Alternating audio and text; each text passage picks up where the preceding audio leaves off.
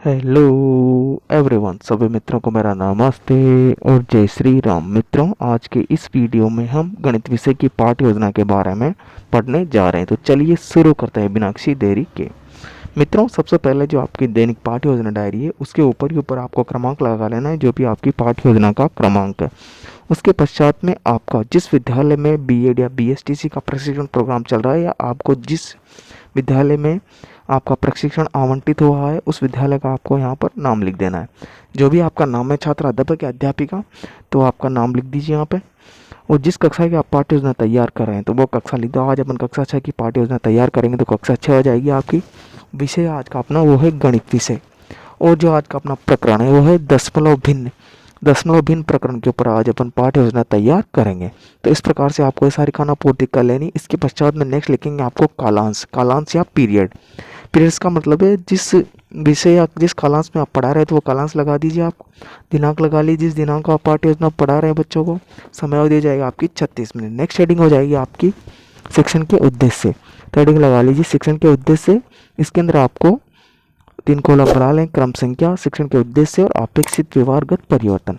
शिक्षण के उद्देश्य तात्पर्य है कि छात्र, अध्यापक अथवा शिक्षक द्वारा जब बच्चों को शिक्षण करवाया जा रहा है तो इस शिक्षण से बच्चों के अंदर क्या परिवर्तन होगा या उसके अंदर क्या परिवर्तन दिखाई देंगे। तो जैसे पहला शिक्षण का उद्देश्य है ज्ञानात्मक, तो ज्ञानात्मक शिक्षण उद्देश्य का जो अपेक्षित व्यवहारगत परिवर्तन है वो लिख लीजिएगा, मैंने लिखा है। सेकंड आता है अवबोध।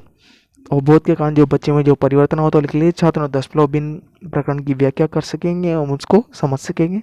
तीसरा आता है ज्ञानोपयोग। छात्र दशमलव भिन्न से प्राप्त ज्ञान का उपयोग दैनिक जीवन में उच्च दिन में कर सकेंगे। चौथा आता है कौशल, तो छात्र दशमलव भिन्न संपर्क विचार मॉडल तैयार कर सकेंगे। पांचवा आता है अभिरुचि, और छठवा आता है अभिवृत्ति। इस प्रकार से आपको जो 6 के शिक्षण के उद्देश्य इनको लिख लेना। ये लिखने के पश्चात में मित्रों जो आपकी नेक्स्ट हेडिंग आती है वो है आपकी शिक्षण सहायक सामग्री। तो शिक्षण सहायक सामग्री के अंदर आपको चौक, डस्टर, लपेट प्लग, चार्ट वगैरह सारी सामग्री इसके अंदर आ जाएगी। नेक्स्ट आ जाएगी आपकी हेडिंग पूर्व ज्ञान। तो पूर्व ज्ञान में आप लिखेंगे विद्यार्थी दशमलव भिन्न के संबंध में सामान्य जानकारी पूर्व में रखते हैं। तो ये हो जाएगा आपका पूर्व ज्ञान। नेक्स्ट हेडिंग लगाइए मित्रों आप। तो नेक्स्ट हेडिंग हो जाएगा आपका प्रस्तावना। मित्रों, जो प्रस्तावना होता है मैं आपको पहले ही बता देता हूँ, जो प्रस्तावना होता है किसी भी पाठ्य योजना का सबसे महत्वपूर्ण भाग होता है। कहने का मतलब ये इसकी जान होता है पाठ्य योजना की। तो जितना अच्छा आपका प्रस्तावना बनेगा आपकी पाठ्य योजना उतनी प्रभावपूर्ण या उतनी अच्छी बन के निकल के आएगी। तो इसके अंदर आपको 2 कॉलम बना लें, छात्र अध्यापक क्रिया और छात्र क्रिया। तो इसके अंदर छात्र अध्यापक द्वारा बच्चों से प्रश्न किए जाते हैं और कम से कम छात्र अध्यापक द्वारा बच्चों से 4 प्रश्न और अधिक से अधिकतम 6 या 7 प्रश्न में पूछे जा सकते थे। पहला प्रश्न छात्र अध्यापक ने पूछा 1 से 10 तक की प्राकृतिक संख्या बताएं, तो बच्चे उत्तर देंगे 2 3 4 5 6 7 8 9 10 होती है। दूसरा प्रश्न 3 में 10 से भाग दीजिए, तो इसके बच्चे उसको दे देंगे 0.3 आ जाएगा। तो 0.3 में पॉइंट को क्या कहते हैं, तो बच्चे उत्तर देंगे इसको दशमलव कहते हैं।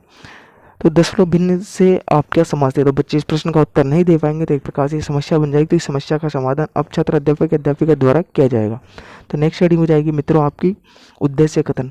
तो हेडिंग लगा लीजिए उद्देश्य कथन। हेडिंग लगा के इसमें लिखेंगे आप बच्चों आज हम दशमलव भिन्न के बारे में विस्तार पूर्वक अध्ययन करेंगे। तो इस प्रकार से ये हो जाएगा आपका उद्देश्य कथन। मित्रों, जो आपका प्रस्तावना प्रश्न है उस पर उसके ऊपर ही आपको सबसे अधिक ध्यान देना है। कहने का मतलब सबसे ध्यान देने योग्य जो चीज़ है वो है आपका प्रस्तावना प्रश्न। क्योंकि प्रस्तावना प्रश्न आप जितना अच्छा बनाएंगे, जितना अच्छा तैयार करेंगे, आपकी पाठ योजना उतनी अच्छी बन के निकल के आएगी।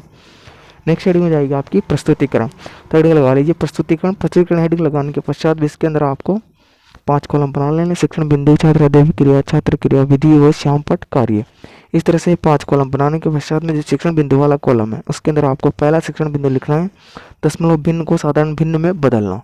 तो ये हो जाएगा आपका पहला शिक्षण बिंदु। इस शिक्षण बिंदु के अंतर्गत जो मैंने विकासात्मक प्रश्न आपका लिखा है, इन विकासात्मक प्रश्न को आप ध्यानपूर्वक लिख लीजिए। जैसे मैंने पहला विकासात्मक प्रश्न 1 से बटा 100 का मान बताया तो बच्चे लिख देंगे 0.01 होता है। 20 बटा 100 का मान होता है तो 0.02 होता है। दशमलव भिन्न को साधारण भिन्न में बदलते समस्यात्मक प्रश्न, इसकी समस्या का समाधान हम छात्र अध्यापक द्वारा छात्र अध्यापक कथन या स्पष्टीकरण देके किया जाएगा। तो स्पष्टीकरण में आप लिखेंगे सर्वप्रथम दी गई संख्या दशमलव भिन्न के अंश को बिना दशमलव के लिखिए तथा हर में दशमलव बिंदु के नीचे एक स्थान उतने ही शून्य लगाते हैं जितना दशमलव बिंदु के बाद अंक होते हैं। कहने का मतलब मैं आपको उदाहरण से समझा देता हूँ। जैसे 0.6 है तो इसको आप साधारण भिन्न में बदलते हैं। इस प्रकार से इसका पॉइंट हटाते हैं नीचे कितना आ जाएगा 10 आ जाएगा। 10 लिखते हैं, आपको उसमें सारी चीज़ कर लेनी। नेक्स्ट आपका शिक्षण बिंदु हो जाएगा साधारण जो शिक्षण बिंदु वो है आपका दशमलव भिन्न। तो दशमलव भिन्न शिक्षण बिंदु लिख लीजिए। उस दशमलव भिन्न शिक्षण बिंदु के अंतर्गत मैंने आपको देखिए यहाँ पर विकासात्मक प्रश्न लिखा दिए। इन विकासात्मक प्रश्नों को आप ध्यानपूर्वक लिख लीजिएगा। विकासात्मक प्रश्न लिखने के पश्चात में जो छात्र अध्यापक के द्वारा स्पष्टीकरण दिया गया है उस स्पष्टीकरण या छात्र अध्यापक कथन को आप लिख लीजिए। ऐसा भिन्न जिसका हर 10 हो दशमलव भिन्न कहलाता है। जैसे 1/10 बराबर 0.1, 2/100 बराबर 0.02। तो इस प्रकार से ये हो जाएगा आपका क्या, छात्र अध्यापक कथन विधि हो जाएगी आपकी व्याख्यान विधि। और श्यामपट कार्य को आप परिपूर्ण कर लीजिएगा। इसके जो बहुत प्रश्न है आप बहुत प्रश्न लिख लीजिएगा आप लिखना चाहे तो। जो बहुत प्रश्न होते हैं वो छात्र अध्यापक के द्वारा इसलिए पूछे जाता है कि उसने जो पाठ बच्चों को पढ़ाया वो बच्चों ने सीखा है अथवा नहीं सीखा है, कितना सीखा है, इस बात की जानकारी प्रतिपुष्टि या फीडबैक लेने के लिए बहुत प्रश्न किए जाते हैं। नेक्स्ट आपका जो शिक्षण बिंदु हो जाएगा वो जाएगा आपका दशमलव भिन्न का गुणा। तो दशमलव भिन्न का गुणा शिक्षण बिंदु के अंतर्गत जो मैंने विकासात्मक प्रश्न आपको लिखा है इन विकासात्मक प्रश्न को आप लिख लीजिएगा। पहला जो प्रश्न है 1 से बटाए 10 को दशमलव में लिखे तो 0.1 हो जाएगा। 2 गुणा 4 को गुणा करके बताओ तो 8 हो जाएगा। 0.02 और 0.04 का गुणा कीजिए तो इस प्रश्न का उत्तर बच्चे नहीं दे पाएंगे। तो छात्र अध्यापक द्वारा जो इसका स्पष्टीकरण है उस स्पष्टीकरण को आप ध्यानपूर्वक लिख लीजिएगा। स्पष्टीकरण हो जाएगा दशमलव भिन्न का गुणा निम्न प्रकार से किया जाता है। तो 0.04 और 0.04 से गुणा करिए। तो गुणा करने के पश्चात में इसको देखिए मैंने गुणा करके आपको बता रखा है। तो इस प्रकार से आप गुणा कर लीजिएगा। विधि हो जाएगी आपकी व्याख्यान विधि। और श्यामपट कार्य को आप परिपूर्ण कर लीजिएगा। जिसके बहुत प्रश्न है उन बहुत प्रश्नों को आप ध्यानपूर्वक लिख लीजिएगा।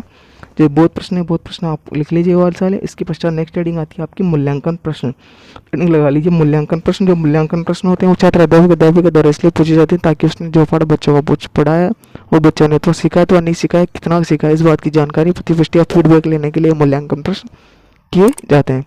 तो सारे मूल्यांकन प्रश्न आप ध्यानपूर्वक लिख लीजिए। आप किसी प्रकार के मूल्यांकन प्रश्न तैयार करें। आपका एकमात्र उद्देश्य बच्चों का मूल्यांकन करना और बच्चों को गृह कार्य दे दीजिए ताकि बच्चे उस गृह कार्य को घर पे जाके कर सके और अपना जो खाली समय है उसका सदुपयोग आसानी से कर सके। आशा करता हूँ कि आपको वीडियो अच्छा लगा होगा। Thanks for watching.